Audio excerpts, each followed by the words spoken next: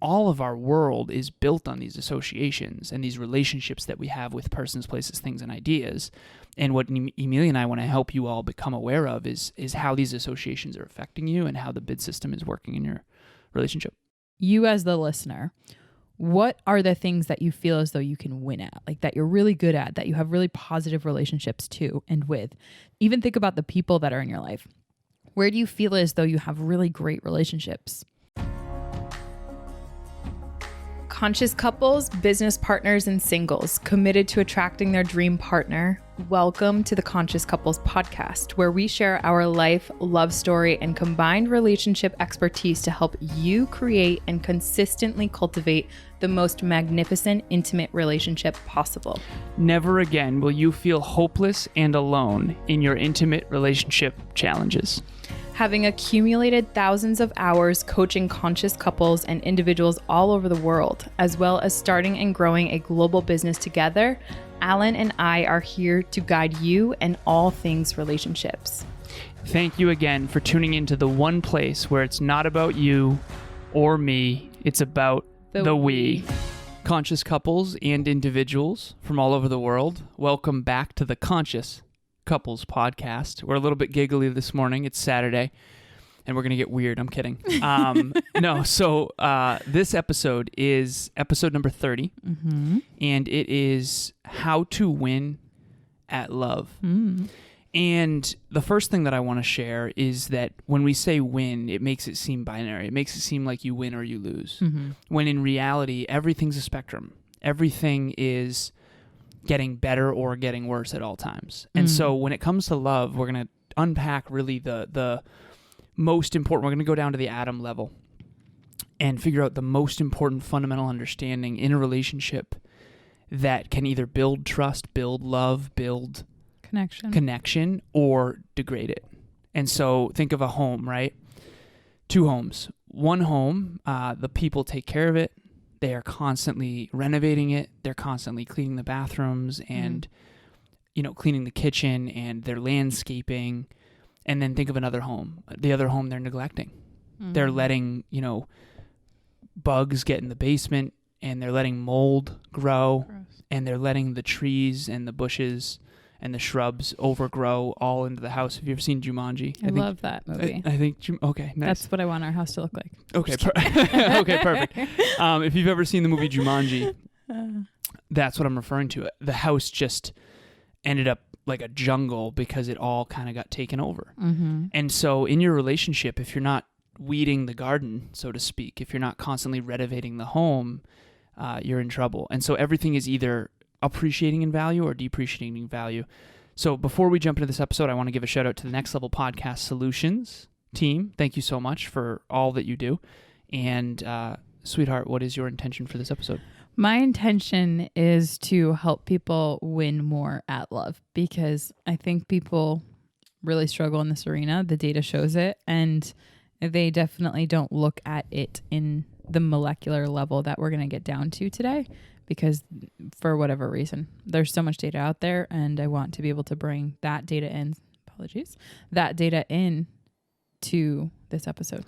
So when you say the data shows, are you referring to divorce rates, that kind of thing? Oh yeah. Divorce rates, how much people are afraid to fall in love, even like the mass of singles out there now. So many people are just afraid to take that leap because there's a huge lack of trust. There's a whole lack of trust in society in terms of relationships. And it's a big issue. I really think it's a big issue. So you have a story that will articulate how to win at love, and then we'll get into kind of the atomic levels of that and kind of get into a little bit of the nitty-gritties that I think will help our listeners. All right, so it might seem like this story is not going to connect to love, but I will connect it to love, and the analogy I think will be really, really powerful. So when I was in my late teens into my early 20s, I used to go to an allergist. His name was Dr. Mupidi. And they used to give me injections. I was allergic to cats. I was allergic to dust mites. I was allergic to many things. And they gave me a test to figure out what I was allergic to. And for those of you who don't know, an allergy is your immune system's overreaction to something that's not actually dangerous. It's something that your immune system thinks is dangerous, but isn't really. And so I got these shots every other week, allergy shots. And essentially what they're doing is they're giving you a very small dose of the chemical compounds that represent those allergies. Mm-hmm. So cat hair, dust mites, the whole nine. And then they give you a quickly increased dose of those over time to get your immune system to kind of calm down and get used to these things. And so for many, many years I did this, and it never ended up working for me. So later on I researched a place up in New Hampshire. I forget the name of it, but I've actually had Kevin go since. And Kevin used to be allergic to cats. And now if you listen to the Next Level University podcast, you know that Kevin is like the cat dad now. At least that's self-proclaimed. And so I had him go to this allergist, and I went to this allergist in my mid-20s, probably early 20s. What they did was they hooked you up to a machine, a computer, that would essentially send your central nervous system specific signals that represent cat hair, dust mites, all these things that you're allergic to. And all they would do, sweetheart, is they would simultaneously take a massager and this special little massager that would massage your spine. And what they were really doing was reconditioning your central nervous system to associate positive associations with these negative things, these seemingly negative things. So I'll give you an example. If you were stung by a bunch of bees when you were a little kid and you don't remember it, maybe you were a baby or whatever, you might have an allergy to bee stings because you had trauma around it. And so the reason why I brought all that up, to bring this up, how to win at love, what does this have to do with love? Similar to what they did, my immune system's overreaction to, cat hair or dust mites, and they would stimulate my spine. What they were doing was creating a positive association with dust mites and cat hair. And now I'm not allergic to cats. I'm not allergic to dust mites. I don't have any allergies anymore. And it happened in like 2 or 3 sessions. And in love, there's something called a bid system by John Gottman, and it's a very similar thing. So everyone think right now about the movie Titanic. You either have a positive association with the movie Titanic or a negative one. Most likely it's a positive one because statistically speaking, most people loved that movie. Positive relationship. Exactly. And so one of the reasons why you have a positive relationship with the movie Titanic is because you had a lot of positive emotions. Yes, there was sad moments, but you left the theater feeling something deep. Love, compassion, whatever it might be. So the bid system is essentially every single time that I were to, let's say I were to put my hand out in front of Emilia, that's her accepting my bid. That's me essentially. Bid for connection. Bid for connection, exactly. So us right now holding hands is similar to what they did with dust mites, with my allergies, of like, this is creating a positive relationship. This is creating a positive thing. And so John Gottman's work essentially, and I'll be brief about this, but in John Gottman's work, what they could do is they could record 30 seconds of a married couple, and then 10 years later they followed up, and I believe, don't quote me on this, but I think it was 90% accurate as to whether or not they would end up together or divorced. And what John Gottman was looking for were signs of resentment, contempt, anger, like negative emotions associated with their partner. And so what Emilia and I want to talk about today, how to win at love. How do you win at love is you keep these ratios high. And this gets very, very deep very, very quickly. And so we're going to try to give some tangible examples. But essentially what John Gottman figured out is that if you have a 5-to-1 positive ratio, meaning 5 positive interactions with Emilia for every 1 negative interaction, then you have a good relationship. 20-to-1 is an extraordinary relationship. 100-to-1 is what I'm shooting for, and I have been mathematically shooting for that from the moment we met. And I know that might sound a little weird, and here's the interesting thing. If there is any negative associations happening with Emilia and I living together, so let's say, for example, one of the examples we give on this podcast is I like to do the dishes in the morning, you like to have them done at night.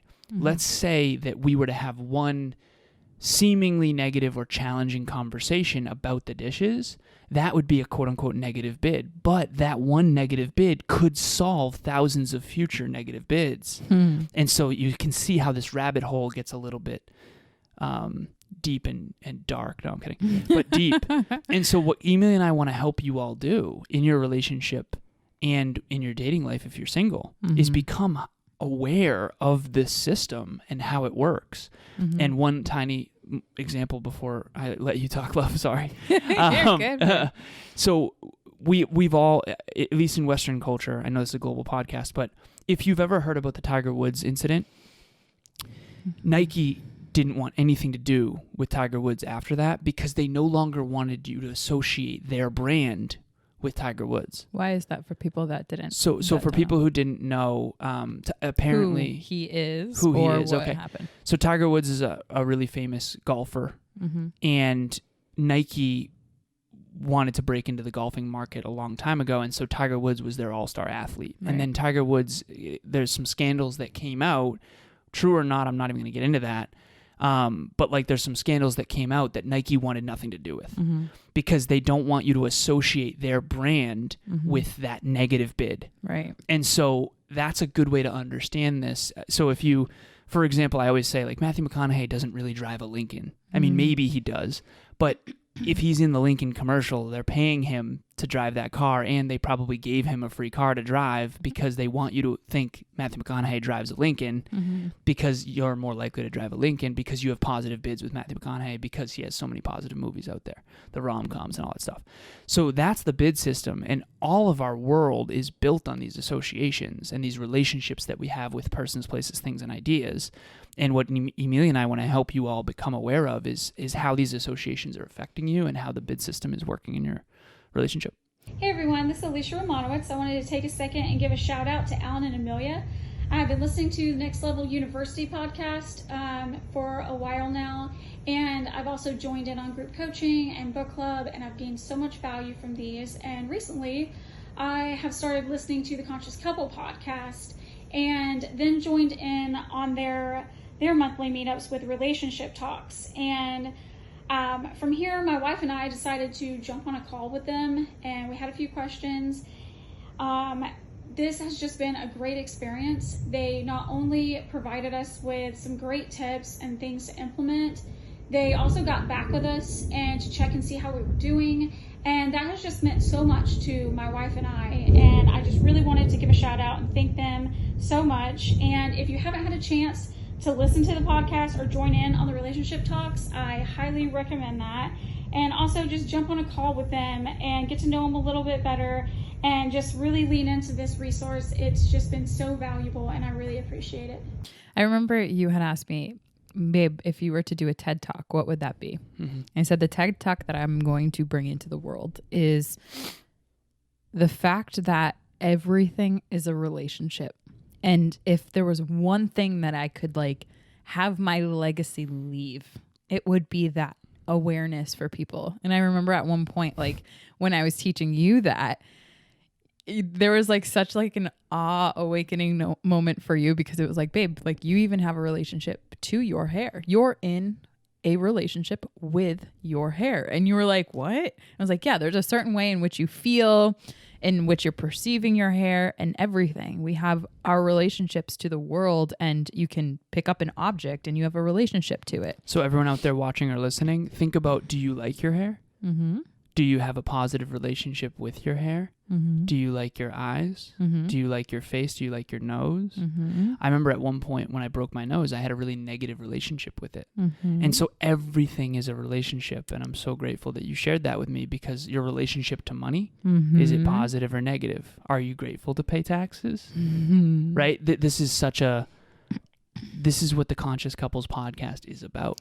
Yeah. So if love is what you want to metaphorically win at, then I think that first, what I would say is that you have to understand that there's a relationship and it's a two-way street to what you had said. So the bid systems, that is a way to quantify relationships. And one of the things that my goal is to in this world is to really bring numbers to relationships. And thank gosh I've met my baby, and it's all for a reason, because you being such a math guy, me being such a relationship person, we're combining. You think I'm into math? I think so, a little bit.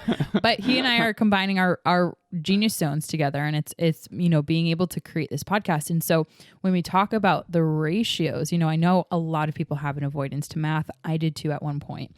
But when we're talking about winning, of course, there's probably a preconceived notion in your mind that there is a winner or a loser. And I want to kind of meet you where you're at in that, because when you think about you, right? You as the listener, what are the things that you feel as though you can win at, like that you're really good at, that you have really positive relationships to and with? Even think about the people that are in your life. Where do you feel as though you have really great relationships, right? It could be your family. It could be, one of your best friends. This is... If you've ever heard someone say, sorry to interrupt you, babe. If you've ever heard someone say, you just can't win with them. Yeah. That's what we're essentially talking about. what they're saying is, no matter what, it's a negative bid. I might as well not even try. Exactly. So the people that you have really positive relationships with, it's a result of this accumulation of the bid system, of you having 5 positive bids to every interaction. Those people that you just like kind of get along with. The reason why is because you two are reciprocating really positive bids back and forth. And so Alan and I, we are able to stack bids a lot easier than other people, because he and I are very much aligned in what even stacks bids. Exactly. Yep. So what I want to say in this episode, as we kind of get crunched on time here, is being an investor is really important. And the mindset of that, of your relationships, if you're not clear on what's a positive bid to you, a lot of this stuff will go underneath the rug. Like, for example, what makes you happy? What makes you feel good? What makes you feel in alignment with your values? What are your values? All of those little things, getting clear on what those are and taking the approach that I'm an investor. If I want to win at love, then I need to know what is going to help me feel as though I'm winning, and what will make my partner feel as though we are winning. So like, for example, if something is really important to you, like for example, if you want to watch a movie tonight and I'm aware of that, that could be a positive bid if I say, babe, let's watch a movie tonight together. Would you like that? Even knowing that, right? So that increases my probability of having those bids stack for us. And so with this concept of an investor, I wrote down here on my Remarkable. An easy way to remember this is to turn up, turn on, and turn in. Turn up, make daily contributions to your emotional bank account with respects to your partnership, right? Reinforce the good so that it can be great, the great so that it can be extraordinary, and improve in the arenas that really need work. And don't be hasteful in that improvement arena, because when it comes to, like, say, for example, you have one negative bid. So Alan puts his hand out and I turn away and I kind of look away and I'm staring at the stars here, right? That is me not being open to his bid for connection. Okay. And so us being hyper conscious and aware of these things when people are bidding for our attention, connection, emotional capacity, that's really, really important. The turn on is gratitude. So one of the things that Alan and I do is having a gratitude ritual every single night. Thanks to my baby, we've honed it down to 3 and it's been sustainable. Practice equals progress. And so what you focus on expands. And if you're focusing on the positive things, what is positive in your relationship will continue to progress, right? And then the third thing here that I have is turn in. So master your math. This really comes down to that bid systems, where back to Dr. John Gottman's research, he categorized in that bid system study about all those people who, they essentially called it a love lab. They studied couples in a love lab, and at the university, I think it was of Washington. And what they did is they ended up seeing there's masters of relationships and there's disasters of relationships. Those who were masters of their relationships had literally 86% more bids than those who were disastered, more positive bids in their relationships. And so they had stable, even keel, whereas the disaster had a bid ratio of 0.8 to every 1. So every negative bid, there was 0.8. So if I can break down the numbers of that. Yeah. So 0.8 to 1 is essentially having 8 positive bids to every 10 negative bids. Yeah. So That's you're crazy. having more negative bids than you are positive bids. So creates the disaster in the flesh. to bring all of the science down to earth here for everybody, to make it relatable, think about your past relationships, friendships even. We talk about how if you broke promises to a friend, if you had a friend who broke as many promises to you as you've broken to yourself, how much would you value that friendship? So let's say I say, sweetheart, I'm going to do the dishes tonight. I'm going to clean the kitchen. And then I don't do that. That's a negative bid.